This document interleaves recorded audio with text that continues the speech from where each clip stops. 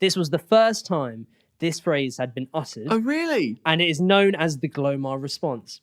It is used all the time by governments today as a way. That's so cool. Have you ever heard of Project Azorian? In 1968, a Soviet submarine with nuclear warheads is in the complete middle of the Pacific Ocean. All of a sudden, the ship disappears from radar systems. The submarine has somehow crashed into the seafloor, killing all 83 crew on board. So a 2-month Soviet operation begins to try and search and find any remnants of the submarine and its crew. 2 months, but they cannot find a thing. Little do they know that in a naval base in Hawaii, the Americans have been watching the entire time, and they know something big must have happened.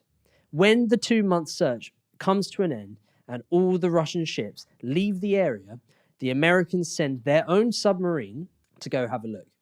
The shipwreck of a ballistic missile Soviet submarine, 5,000 meters below sea level. This would be awful for the Soviets to lose.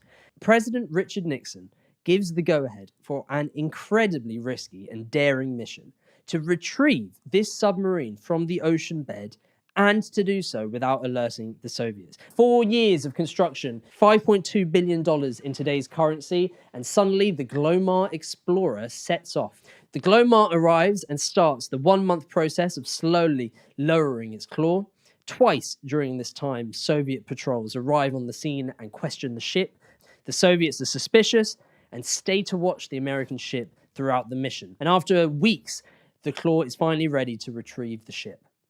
It starts slowly lifting the sub up to the Glomar when suddenly part of the claw collapses and over half of the submarine breaks apart and falls back down to the ocean bed. Jesus. The rest is retrieved. The American government decides to continue the project and attempt to retrieve the rest of the sub in the future.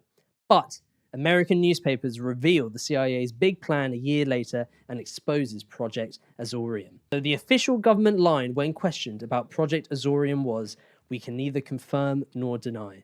This was the first time this phrase had been uttered. Oh, really? And it is known as the Glomar response.